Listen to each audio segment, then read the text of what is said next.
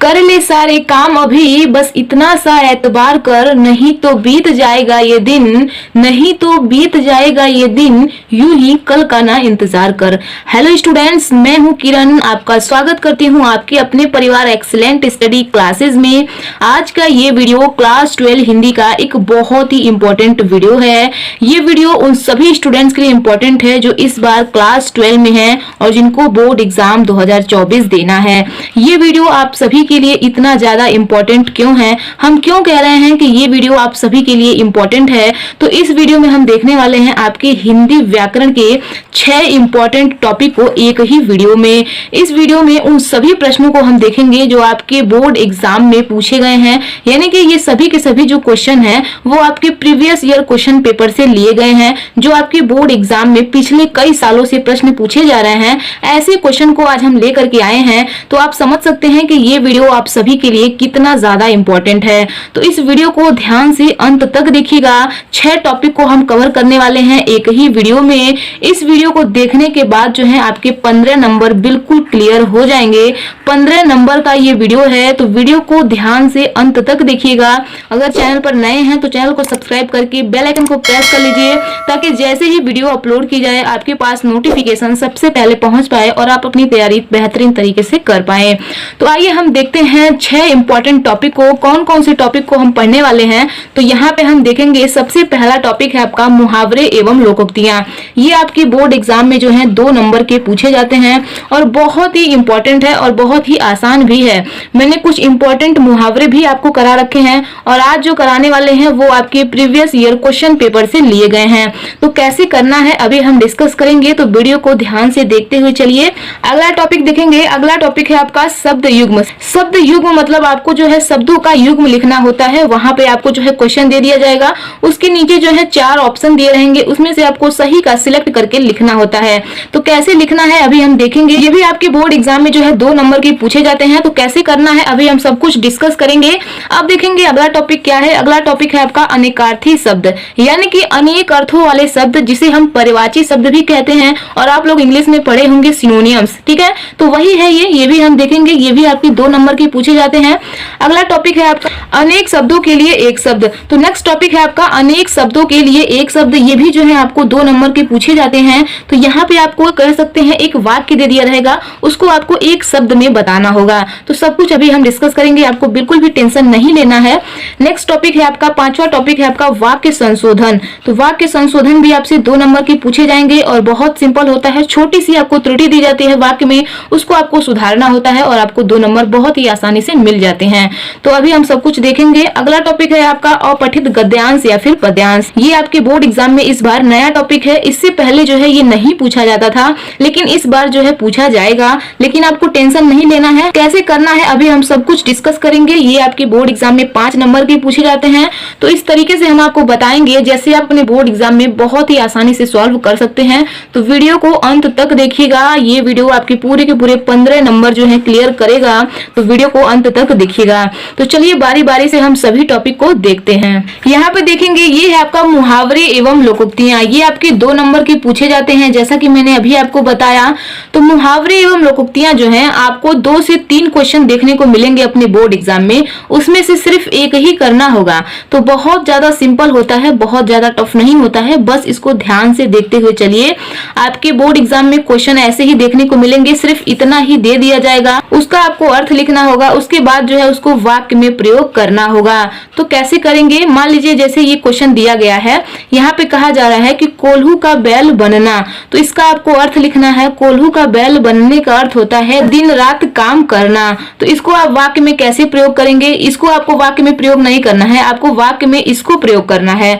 तो कैसे करेंगे, यहाँ पे हेडिंग डालेंगे वाक्य प्रयोग और इसमें लिखेंगे गरीब व्यक्ति हमेशा कोल्हू के बैल की तरह काम करते हैं। तो इस तरीके से आपको एक ऐसा वाक्य बनाना है जिसमें जो है ये आना चाहिए। तो आप देख सकते हैं यहाँ पे आ रहा है। तो ऐसे ही करना होता है, बहुत ज्यादा सिंपल है। ये आपके प्रीवियस ईयर क्वेश्चन पेपर में आया हुआ है, ये आपके प्रीवियस ईयर क्वेश्चन पेपर से ही लिया गया है। तो इस तरीके से आपको अपने बोर्ड एग्जाम में देखने को मिलेंगे। अब चलिए ऐसे ही अगला क्वेश्चन देखते हैं। उम्मीद है आपको समझ में आ रहा होगा। अगला क्वेश्चन है करवटें बदलना। करवटें बदलने का अर्थ होता है चिंता के कारण नींद न आना। अब कुछ लोग ऐसे होते हैं कि पूरी रात भर जागते ही रह जाते हैं, यानी कि वो इतने चिंतित होते हैं कि उनको पूरी रात नींद ही नहीं आती है, इधर से उधर बस करवटें बदलते रहते हैं। तो वही यहाँ पे कहा जा रहा है करवटें बदलने का अर्थ क्या होगा, तो यहाँ पे करवटें बदलने का अर्थ होगा चिंता के कारण नींद न आना। तो इसको कैसे वाक्य में प्रयोग करेंगे, तो यहाँ पे देखेंगे राहुल का 10वीं कक्षा का रिजल्ट अच्छा न होने के कारण वह रात भर करवटें बदलता रहा। तो यहाँ पे एक राहुल है जिनका 10वीं में जो है रिजल्ट अच्छा नहीं आया है, जिस कारण वह रात भर करवटें बदलते रहे हैं। तो इस तरीके से यहाँ पे आप वाक्य प्रयोग कर सकते हैं। स्टूडेंट्स, आप लोग जो है अपनी पढ़ाई अच्छे से करिए। ऐसा आपके साथ बिल्कुल नहीं होना चाहिए कि आपको भी करवटें बदलना पड़े। आप अपनी तैयारी जो है बेस्ट तरीके से करिए, क्योंकि आप जो है एक्सीलेंट स्टडी क्लासेस के स्टूडेंट हैं। तो आपकी तैयारी जो है बहुत ही बेस्ट तरीके से कराई जा रही है। तो आप सभी क्वेश्चन को ध्यान से पढ़ेंगे, अपनी तैयारी बेहतरीन तरीके से करेंगे। आप अपने हिंदी में 95 प्लस भी अचीव करेंगे। आपका जो टारगेट है हिंदी में 95 प्लस अचीव करना, तो आप अपना टारगेट जरूर कंप्लीट करेंगे। तो आप लोग अपनी तैयारी बेहतरीन तरीके से करेंगे ताकि जो है रात में करवट ना बदलना पड़े। अब चलेंगे हम अगले क्वेश्चन की तरफ। अगला क्वेश्चन है आपका छक्के छुड़ाना। छक्के छुड़ाने का अर्थ होता है परास्त करना, यानी कि हरा देना। तो यहाँ पे इसको कैसे वाक्य में प्रयोग करेंगे, यहाँ पे देखेंगे भारत ने विश्व कप के पहले ही मैच में पाकिस्तान के छक्के छुड़ा दिए। तो यहाँ पे आप देख सकते हैं भारत और पाकिस्तान में इतना विवाद है कि इनका चर्चा अब जो है बुक में भी होने लगा है। तो यहाँ पे कहा जा रहा है कि भारत ने विश्व कप के पहले ही मैच में पाकिस्तान के छक्के छुड़ा दिए। तो इस तरीके से यहाँ पे ये वाक्य में प्रयोग हो रहा है। तो इसी तरीके से आपको करना होता है, बहुत ज्यादा सिंपल होता है। ऐसे ही अगला क्वेश्चन देखेंगे। अगला क्वेश्चन है आपका जले पर नमक छिड़कना। जले पर नमक छिड़कने का क्या अर्थ होगा, तो दुखी व्यक्ति को और दुख देना, यानी कि दुखी व्यक्ति को आप और दुख देते हैं तो उसका मतलब आप जले पर नमक छिड़क रहे हैं। तो ऐसा बिल्कुल भी नहीं करना चाहिए। तो इसको हम कैसे वाक्य में प्रयोग करेंगे, तो इसको हम वाक्य में प्रयोग करेंगे रमेश सड़क पर गिरकर चोट से ग्रसित था, तभी सुरेश उस पर हंसकर जले पर नमक छिड़कने लगा। तो यहाँ पे एक रमेश है जो सड़क पर गिरकर चोट से ग्रसित है, यानी कि सड़क पर गिर गए हैं और उनको चोट लग गई है, लेकिन तभी सुरेश जो है वो उस पर हंसकर जले पर नमक छिड़क रहे हैं। तो ऐसा बिल्कुल भी नहीं करना चाहिए, ये गलत है। यहाँ पे जो है इस तरीके से आप वाक्य में प्रयोग कर सकते हैं। तो बहुत ज्यादा सिंपल होता है। यहाँ पे मैंने आपको मुहावरे एवं लोकोक्तियां के 4 क्वेश्चन बताए हैं। ये चारों क्वेश्चन जो है आपके प्रीवियस ईयर क्वेश्चन पेपर से ही लिए गए हैं। तो इन क्वेश्चन को आप बिल्कुल भी हल्के में नहीं लेंगे, इन क्वेश्चन को जो है आप नोट करेंगे। तो ये था आपका मुहावरे एवं लोकोक्तियां का क्वेश्चन। अब चलिए हम नेक्स्ट टॉपिक को देखते हैं। ये है आपका नेक्स्ट टॉपिक, यानी कि शब्द युग्म। शब्द युग्म भी आपके 2 नंबर के पूछे जाते हैं। बहुत ज्यादा सिंपल होता है। यहाँ भी आपको 2 से 3 क्वेश्चन देखने को मिल जाएंगे, जिसमें से सिर्फ आपको 2 ही सॉल्व करने होंगे। 1-1 नंबर का होता है और आपके 2 नंबर बहुत आसानी से आपको मिल जाते हैं। तो इस तरीके से आप क्वेश्चन देख सकते हैं। ऐसे ही आपको बोर्ड एग्जाम में भी देखने को मिलेंगे। यहाँ पे क्वेश्चन है आदि और आदि, तो इसका आपको शब्द युग्म लिखना है। तो बहुत सिंपल होता है। देखिए यहाँ पे आपको 4 विकल्प दिए गए हैं। क है सब और आदत वाला, ख है प्रारंभ और आदत वाला, ग है मूल्य रहित और मूलभूत, घ है अधिक मूल्य वाला और मूर्ख। तो इसका जो राइट आंसर हो जाएगा वो है आपका ख, यानी कि प्रारंभ और आदत वाला। तो आदि मतलब होता है प्रारंभ और आदि मतलब होता है आदत वाला। तो ध्यान रखिएगा, जो पहले है उसका अर्थ भी पहले होगा और जो बाद में है उसका अर्थ भी बाद में होगा। तो ये चीज आप ध्यान रखेंगे। तो इस तरीके से ये जो है इसका राइट आंसर हो जाएगा। अब चलेंगे हम नेक्स्ट क्वेश्चन की तरफ। अगला क्वेश्चन है भित्ति और भीत। तो इसका क्या राइट आंसर होगा देखेंगे। क है भक्ति और भाग्य, ख है द्वार और दीवार, ग है दीवार और डरा हुआ, घ है बाहर और भीतर। तो इसका जो राइट आंसर हो जाएगा वो है आपका ग, यानी कि दीवार और डरा हुआ। तो भित्ति मतलब होता है दीवार और भीत मतलब होता है डरा हुआ। तो इसलिए ये इसका राइट आंसर हो जाएगा। अब चलेंगे अगले क्वेश्चन की तरफ। सभी क्वेश्चन को ध्यान से देखते हुए चलिए। अगला क्वेश्चन है प्रारंभ और प्रारब्ध। बहुत इंपॉर्टेंट क्वेश्चन है। इसका राइट आंसर क्या होगा, यहाँ पे देखेंगे क है प्रारंभ और योजना, ख है अथ और इति, ग है आरंभ और भाग्य, घ है शुरू करने की स्थिति और संपत्ति। तो इसका जो राइट आंसर हो जाएगा वो है आपका प्रारंभ और भाग्य, ये इसका राइट आंसर हो जाएगा। प्रारंभ मतलब होता है आरंभ और प्रारब्ध मतलब होता है भाग्य, तो ये इसका राइट आंसर हो जाएगा। अब चलेंगे हम अगले क्वेश्चन की तरफ। अगला क्वेश्चन है आपका सकल और सकल। तो यहाँ पे बहुत ही छोटा सा डिफरेंस है, यहाँ पे छोटा सा है तो यहाँ पे बड़ा सा है, लेकिन इतने ही डिफरेंस से इसका अर्थ जो है अलग अलग है। तो यहाँ पे आप ध्यान देंगे, यहाँ पे 4 विकल्प दिए गए हैं। क है पदार्थ और सुंदर, ख है संपूर्ण और खंड, ग है आकृति और प्रकृति, घ है मूर्ख और दर्पण। तो इसका जो राइट आंसर हो जाएगा वो है आपका ख, यानी कि संपूर्ण और खंड। तो ये इसका राइट आंसर हो जाएगा। सकल का अर्थ होता है संपूर्ण और शकल का मतलब होता है खंड, तो ये इसका जो है राइट आंसर हो जाएगा। तो यहाँ पे हमने देखा शब्द युग्म के 4 मोस्ट इंपॉर्टेंट क्वेश्चन जो आपकी प्रीवियस ईयर क्वेश्चन पेपर से लिए गए हैं। तो बहुत ही इंपॉर्टेंट क्वेश्चन है, इन सभी क्वेश्चन को जो है आप नोट करेंगे।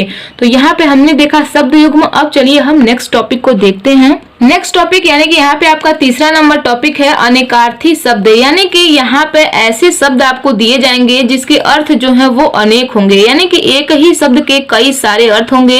अगर आप पढ़े होंगे इंग्लिश में सिनोनियम्स तो बिल्कुल वही चीज ये भी है, यानी कि यहाँ पे आपको एक शब्द के 2 अर्थ लिखने होंगे और ये आपके बोर्ड एग्जाम में जो है 2 नंबर के पूछे जाएंगे। तो इस तरीके से यहाँ पे आप देख सकते हैं 4 क्वेश्चन दिया गया है। आपके बोर्ड एग्जाम में भी 3 से 4 क्वेश्चन देखने को मिलेगा, लेकिन वहां पे आपको सिर्फ और सिर्फ 2 ही क्वेश्चन को सॉल्व करना होगा, उसके लिए आपको 2 नंबर दिए जाएंगे। तो यहाँ पे आप देखेंगे पहला क्वेश्चन है आपका धन, तो इसका अर्थ क्या हो जाएगा? तो इसका अर्थ हो जाएगा, क्या हो जाएगा? स्त्री हो जाएगा। क्या हो जाएगा? इसका अर्थ स्त्री हो जाएगा। तो धन का स्त्री हो जाएगा और क्या हो जाएगा? और हो जाएगा संपत्ति। क्या हो जाएगा? और इसका अर्थ हो जाएगा संपत्ति हो जाएगा। और इस धन का क्या अर्थ हो जाएगा? तो और धन का अर्थ हो जाएगा लाभ। क्या हो जाएगा? लाभ हो जाएगा। और क्या हो जाएगा? और पूंजी हो जाएगा। तो इस तरीके से यहाँ पे आप देख सकते हैं धन के ये कई सारे अर्थ हैं। तो यहाँ पे मैंने आपको धन के 4 अर्थ बता दिए हैं, लेकिन आपको सिर्फ और सिर्फ 2 ही करने होंगे। तो मैंने आपको 4 बताया है, 2 तो कम से कम आपको याद ही रहेगा। तो इस तरीके से जो है आप सॉल्व कर लेंगे। अब देखेंगे अगला है आपका धरा। तो धरा को और किन किन नामों से हम जानते हैं? तो धरा को हम किस नाम से जानते हैं? तो हम पृथ्वी के नाम से जानते हैं। ठीक है, किस नाम से जानते हैं? पृथ्वी के नाम से जानते हैं। और किस नाम से जानते हैं? और गर्भाशय के नाम से जानते हैं। ठीक है, गर्भाशय बहुत महत्वपूर्ण प्रश्न है ये। और किस नाम से जानते हैं? और धरती के नाम से जानते हैं। तो यहाँ पे हम धरा को किन किन नामों से जानते हैं? पृथ्वी के नाम से जानते हैं, गर्भाशय के नाम से जानते हैं और धरती के नाम से भी जानते हैं। और भी इसके कई सारे अर्थ हैं, लेकिन आपको सिर्फ 2 ही लिखना होता है। तो यहाँ पे आप उतना ही पढ़िए जितना जरूरत है। अब चलिए हम अगला क्वेश्चन देखते हैं। अगला है आपका धर्म। तो धर्म को और किन किन नामों से हम जानते हैं? तो धर्म को हम संप्रदाय के नाम से जानते हैं। किस नाम से जानते हैं? संप्रदाय के नाम से जानते हैं। और किस नाम से जानते हैं? और हम स्वभाव के नाम से जानते हैं। तो यहाँ पे हो जाएगा आपका स्वभाव। और किन किन नामों से जानते हैं? और प्रवृत्ति हो गया, कर्तव्य हो गया। तो ये सब किसके अर्थ हैं? ये सब जो है आपका धर्म का ही अर्थ है। तो इस तरीके से यहाँ पे हो जाएगा। तो आपको एक अच्छी हैंडराइटिंग में लिखना है। हम थोड़ा जल्दी लिख रहे हैं इसलिए थोड़ी हैंडराइटिंग अच्छी नहीं हो रही है, लेकिन आप एक अच्छी हैंडराइटिंग में लिखेंगे। अब यहाँ पे देखेंगे चौथा क्वेश्चन है धारा। तो इसका क्या अर्थ हो जाएगा? इसका अर्थ होगा धार, संतान, सेना, नियम। ठीक है, ये सब किसके अर्थ हो जाएंगे? ये सब धारा के अर्थ हो जाएंगे। तो यहाँ पे हम लिखेंगे धारा और हो जाएगा संतान हो जाएगा और क्या हो जाएगा? और सेना हो जाएगा और नियम भी हो जाएगा। ठीक है, तो इस तरीके से आप लिख सकते हैं। बहुत ज्यादा सिंपल होता है। यहाँ पे मैंने आपको 3 से 4 अर्थ बताए हैं, लेकिन सिर्फ आपको अपने बोर्ड एग्जाम में 2 ही करने होते हैं। ठीक है, तो सिर्फ 2 ही क्वेश्चन के 2-2 अर्थ लिखने होते हैं, उसके लिए आपको 2 नंबर दिए जाते हैं। उम्मीद है आपको समझ में आ रहा होगा। तो यहाँ पे हमने देख लिया अनेकार्थी शब्द। अब चलिए हम नेक्स्ट टॉपिक को देखते हैं।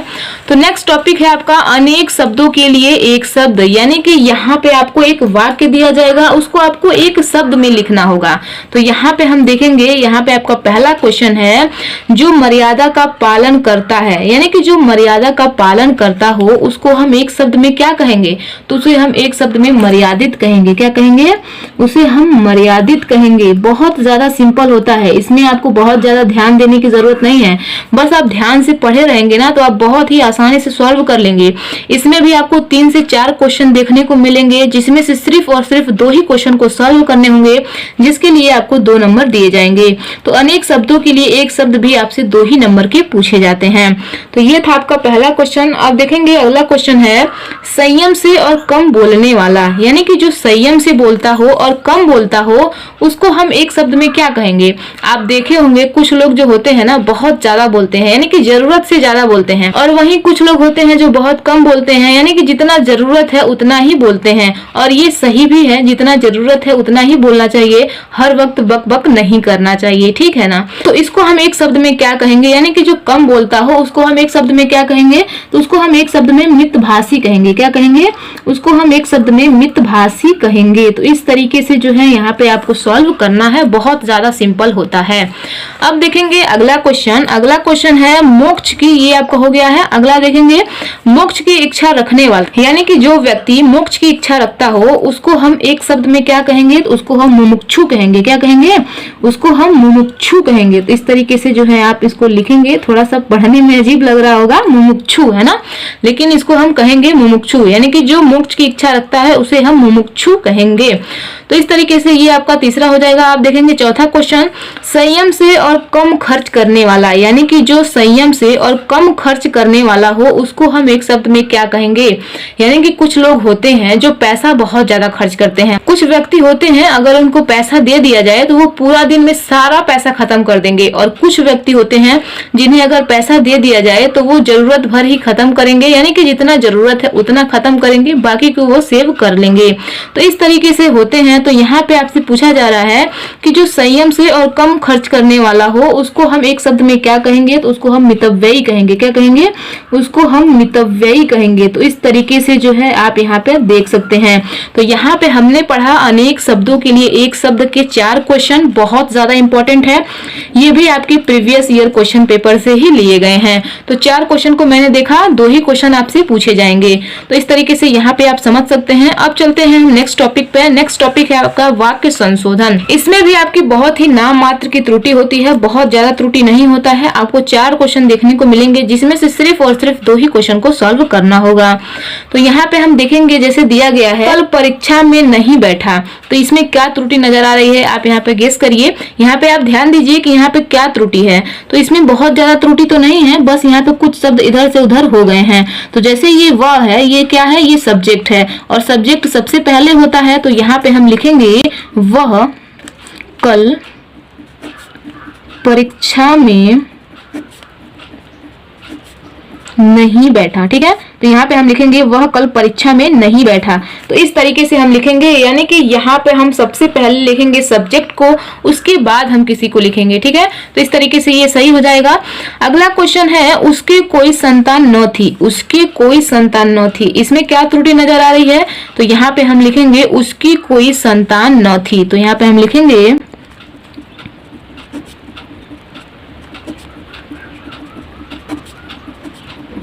तो इस तरीके से जो है ये सही हो जाएगा। तो यहाँ पे हम लिखेंगे उसकी कोई संतान न थी।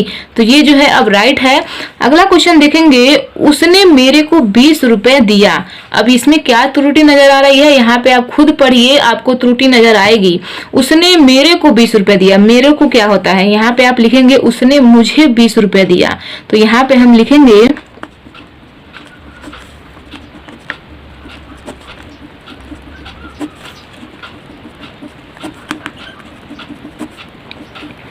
तो इस तरीके से जो है ये आपका आप सही हो जाएगा। यहाँ पे आपसे कहा जा रहा था उसने मेरे को 20 रुपए दिया है, तो मेरे को नहीं दिया है, मुझे दिया है। तो इस तरीके से हम लिखेंगे उसने मुझे 20 रुपए दिया है। तो ये जो है अब आपका राइट हो जाएगा।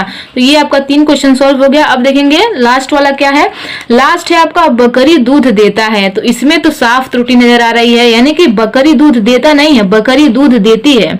तो यहाँ पे हम लिखेंगे बकरी दूध देती है। क्या लिखेंगे? बकरी दूध देती है। तो इस तरीके से जो है ये इसका राइट आंसर हो जाएगा। तो यहाँ पे हमने देखा वाक्य संशोधन के 4 इंपॉर्टेंट क्वेश्चन, बहुत ज्यादा इंपॉर्टेंट है, ये भी आपके 2 नंबर के पूछे जाते हैं। तो यहाँ पे हमने वाक्य संशोधन को देख लिया। अब चलिए हम लास्ट टॉपिक को भी देख लेते हैं। ये है आपका लास्ट टॉपिक, यानी कि अपठित गद्यांश। ये जो है आपके बोर्ड एग्जाम में नया टॉपिक है। इस बार जो है आपसे पूछा जाएगा। इससे पहले आपसे नहीं पूछा जाता था, लेकिन इस बार आपसे पूछा जाएगा। इससे पहले जो है आपका संधि विच्छेद और विभक्ति एवं वचन पूछा जाता था, लेकिन अब आपसे वो नहीं पूछा जाएगा। अब आपसे अपठित गद्यांश पूछा जाएगा। अगर हम कहें तो उसकी तुलना में ये आपके लिए बहुत ज्यादा आसान है। इसको आप बहुत ही आसानी से सॉल्व कर सकते हैं। तो कैसे करेंगे यहाँ पे ध्यान देंगे। ये भी आपके बोर्ड एग्जाम में जो है 5 नंबर के पूछे जाएंगे। 5 नंबर आप कैसे अचीव कर सकते हैं, बहुत ही आसानी से यहाँ पे आप ध्यान देंगे। ऐसे ही आपको बोर्ड एग्जाम में दिए जाएंगे गद्यांश। आपको गद्यांश 2 देखने को मिल सकते हैं अथवा में करके। उसके नीचे जो है 3 क्वेश्चन देखने को मिलेंगे। तीनों क्वेश्चन जो है 5 नंबर के होंगे। पहला क्वेश्चन जो है 2 नंबर का होगा, दूसरा क्वेश्चन भी 2 नंबर का होगा और तीसरा क्वेश्चन जो है वो 1 नंबर का होगा। तो इस तरीके से जो यहाँ पे 3 क्वेश्चन देखने को मिलेंगे वो आपके 5 नंबर के होंगे। तो आइए देखते हैं इसको सॉल्व कैसे करना है। सबसे पहले हम यहाँ पे गद्यांश को पढ़ेंगे, उसके बाद इसके क्वेश्चन को देखेंगे, क्योंकि इसके क्वेश्चन का आंसर जो है हमें इसी गद्यांश में से मिलेगा। तो सबसे पहले जो है हम गद्यांश को ध्यान से पढ़ेंगे। तो आइए पढ़ते हैं। अपने ही भाषा के अध्ययन पर विशेष जोर देने के कारण कुछ लोग समझते हैं कि मैं विदेशी भाषाएं सीखने के विरुद्ध हूँ। मेरा यह मतलब कदापि नहीं है कि विदेशी भाषाएं सीखनी नहीं चाहिए। अपनी आवश्यकता, रुचि की अनुकूलता, अध्ययन के अवसर और अन्य आवश्यक कार्यों में आवश्यक होने पर हमें एक नहीं अनेक भाषाएं सीखकर ज्ञान अर्जित करना चाहिए। द्वेष किसी भाषा से नहीं करना चाहिए। ज्ञान किसी भी भाषा में मिलता हो तो उसे ग्रहण करने के लिए तत्पर रहना चाहिए। विदेशी भाषा सीखने के बारे में संकीर्ण मनोवृत्ति और संकुचित दृष्टिकोण रखने वाली जातियां कुएं में मेढक के समान अल्पज्ञ रह जाती हैं। तो ये था आपका गद्यांश। अब चलिए इसके क्वेश्चन को भी देखते हैं। तो यहाँ पे आपसे कहा जा रहा है पहला क्वेश्चन, किसी भाषा से द्वेष क्यों नहीं करना चाहिए, यानी कि किसी भी भाषा से द्वेष क्यों नहीं करना चाहिए। तो अभी हमने पढ़ा, यहाँ पे साफ स्पष्ट शब्दों में लिखा गया है कि द्वेष किसी भाषा में नहीं करना चाहिए। ज्ञान किसी भी भाषा में मिलता हो तो उसे ग्रहण करने के लिए तत्पर रहना चाहिए। तो यहाँ से उठा करके यहाँ तक जो है आप पहले क्वेश्चन का आंसर लिख देंगे। बहुत ही सिंपल है। तो आपने देखा कैसे इसका आंसर इसी में से मिल जा रहा है। तो बहुत सिंपल है, आपको टेंशन बिल्कुल नहीं लेना है, बहुत ज्यादा आसान होता है। तो इसको आपको कैसे लिखना है, आइए हम आपको लिख करके भी दिखाते हैं पहले क्वेश्चन का आंसर। तो इसको आपको सॉल्व कैसे करना है ताकि आपको पूरे के पूरे नंबर मिले। तो यहाँ पे आपको ये जो गद्यांश दिया गया है, इसमें जो ये पहली लाइन है, इसमें से आगे से आपको 2-3 शब्द उठाने हैं और ये जो लास्ट वाली जो लाइन है, इसमें आपको पीछे से 2-3 शब्द उठाने हैं और कुछ इस प्रकार से लिख देना है। यहाँ पे मैंने लिखा है, यहाँ पे आप देख सकते हैं, अपने ही भाषा डैश डैश करके अल्पज्ञ रह जाती हैं। तो इस तरीके से आपको जरूर लिखना है। उसके बाद यहाँ पे आपको पहला नंबर डाल करके उत्तर लिख देना है। मैंने यहाँ पे लिख दिया है। पहला क्वेश्चन क्या है, पहला क्वेश्चन है किसी भाषा से द्वेष क्यों नहीं करना चाहिए। तो यहाँ पे हम लिखेंगे द्वेष किसी भाषा से नहीं करना चाहिए। ज्ञान किसी भी भाषा में मिलता हो तो उसे ग्रहण करने के लिए तत्पर रहना चाहिए। तो इस तरीके से जो है ये पहले क्वेश्चन का आंसर हो जाएगा। तो इसी तरीके से जो है आपको सॉल्व करना है। अब देखेंगे अगला क्वेश्चन क्या है। अगला क्वेश्चन है कौन सी जातियां कुएं में मेढक के समान अल्पज्ञ रह जाती हैं। तो यहाँ पे आप देख सकते हैं साफ स्पष्ट शब्दों में लिखा गया है कि संकुचित दृष्टिकोण रखने वाली जातियां कुएं में मेढक के समान अल्पज्ञ रह जाती हैं। तो यहाँ पे हम लिखेंगे, यहाँ पे मैंने लिख दिया है ताकि समय का थोड़ा सा बचत हो सके और वीडियो जो है बहुत ज्यादा लंबी ना हो। तो मैंने यहाँ पे लिखा है संकुचित दृष्टिकोण रखने वाली जातियां कुएं में मेढक के समान अल्पज्ञ रह जाती हैं। तो इस तरीके से आपको लिखना होता है, बहुत ज्यादा सिंपल है। अब चलेंगे हम अगले क्वेश्चन की तरफ। ये क्वेश्चन भी आपका हो गया है। अगला क्वेश्चन है उपयुक्त गद्यांश का एक उचित शीर्षक लिखिए। यानी कि इसमें कहा जा रहा है कि ये जो आपको गद्यांश दिया गया है, इसमें एक उचित शीर्षक क्या है, यानी कि इसमें क्या कहा जा रहा है, इसमें से आपको एक हाईलाइटेड पॉइंट को लिखना होगा। यानी कि इसमें जो आपसे कहा जा रहा है ना, इसमें जो आपको हाईलाइटेड पॉइंट दिखे वही आप सिंपली लिख दीजिए, इसमें जो कहा जा रहा है। तो यहाँ पे आप सिंपल तरीके से लिख देंगे। यहाँ पे मैंने लिखा है, तीसरा नंबर क्वेश्चन देख सकते हैं, यहाँ पे लिखा गया है कि अनेक भाषाएं सीखकर ज्ञान अर्जित करना चाहिए। तो हमें क्या कहा जा रहा है, हमें कहा जा रहा है कि हमें किसी भी भाषा से द्वेष नहीं करना चाहिए, हमें अनेक भाषाएं सीखकर ज्ञान अर्जित करना चाहिए। तो इस तरीके से यहाँ पे आप लिख देंगे। यहाँ पे आपके जो है 5 क्वेश्चन सॉल्व हो चुके हैं। तो इसी तरीके से जो है आपको सॉल्व करने होते हैं, बहुत ही सिंपल है, बहुत ही आसान है। तो इसी तरीके से जो है आपको गद्यांश अपने बोर्ड एग्जाम में देखने को मिलेंगे और आपको सॉल्व करने होंगे। तो उम्मीद है आप लोग इसको समझ गए होंगे। तो यहाँ पे हमने पढ़ा आपके हिंदी के 6 इंपॉर्टेंट टॉपिक को, जो आपकी बोर्ड एग्जाम में जो है 15 नंबर के पूछे जाएंगे। तो बहुत ही इंपॉर्टेंट टॉपिक थे और बहुत ही इंपॉर्टेंट क्वेश्चन थे। इन सभी क्वेश्चन को जो है आपको नोट करना है और इनको तैयार कर लेना है। स्टूडेंट्स, अगर आप लोग इसका पीडीएफ चाहते हैं तो इसका पीडीएफ हम टेलीग्राम पे दे देंगे। अगर आप लोग टेलीग्राम से अभी तक नहीं जुड़े हैं तो टेलीग्राम का लिंक जो है इस वीडियो के डिस्क्रिप्शन में दिया गया है। तो इस वीडियो के डिस्क्रिप्शन में जा करके आप टेलीग्राम से जुड़ सकते हैं और वहां से जो है इसका पीडीएफ डाउनलोड कर सकते हैं। तो उम्मीद है ये वीडियो आपको पसंद आया होगा। वीडियो पसंद आई हो तो वीडियो को लाइक कर दीजिए एंड चैनल पर नए हैं, चैनल को अभी तक सब्सक्राइब नहीं किए हैं तो चैनल को सब्सक्राइब करके बेल आइकन को प्रेस कर लीजिए। स्टूडेंट्स, अगर आप चाहते हैं कि जैसे मैंने आपको आज हिंदी व्याकरण के इंपॉर्टेंट क्वेश्चन प्रोवाइड किए हैं वैसे ही आपको इंग्लिश ग्रामर के भी इंपॉर्टेंट क्वेश्चन प्रोवाइड किए जाएं, तो आप लोग हमें नीचे कमेंट बॉक्स में कमेंट करके जरूर बताइएगा। हम आपको जल्द ही वीडियो प्रोवाइड करने का प्रयास करेंगे। तो करते रहिए अपनी तैयारी बेहतरीन तरीके से। हम मिलते हैं नेक्स्ट वीडियो में नेक्स्ट टॉपिक के साथ। तो आज के लिए इतना ही। जय हिंद, जय भारत।